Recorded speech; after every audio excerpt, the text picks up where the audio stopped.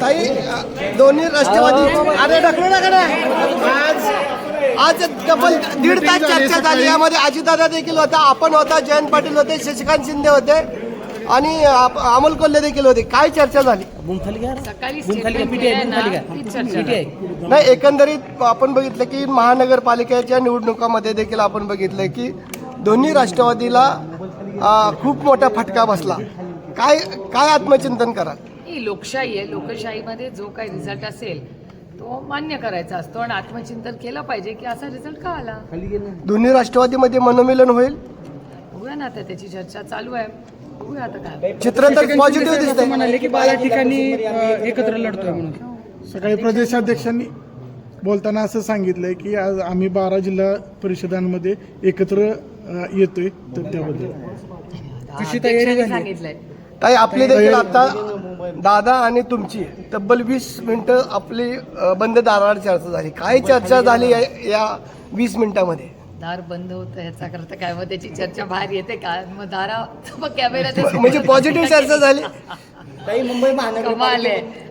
दिल्लीमध्ये बदल दिसेल? होती भारतीय जनता पार्टी सत्ता आलेली आहे, पण सकाळी जयंत पाटील असं म्हणाले की काँग्रेस आणि ठाकरे गट निवडणुकीच्या आधी एकत्र आलं असतं तर आजचं चित्र हे वेगळं दिसलं असतं.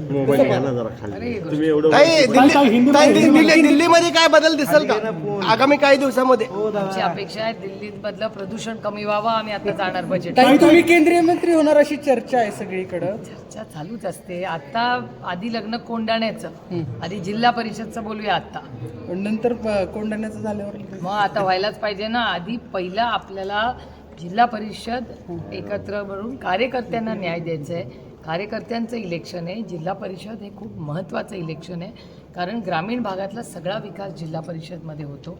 पुण्याची जिल्हा परिषद ही फक्त राज्यात नाही देशात अतिशय उत्तम काम करणारी एक जिल्हा परिषद आहे आणि त्याच्यावर जबाबदार लोकांनीच निवडून व्हावं आणि ज्यांना खूप चांगला अनुभव राहिलेला आहे अशा लोकांनी निवडून जाऊन ह्या जिल्ह्याची आन बान आणि शान जपावी आणि एक चांगला जिल्हा जो खूप प्रोग्रेसिव्ह आहे त्याची जी इतके वर्ष चांगलं काम झालंय त्याच्यात सातत्य ठेवून जिल्हा पुढे न्यायचा. केंद्रामध्ये कुठलं स्थान आपल्याला महत्वाचं वाटतं? केंद्रामध्ये कुठलं स्थान आपल्याला महत्वाचं वाटतं? म्हणजे एकंदरीत पॉझिटिव्ह चर्चा सगळीकडे होते.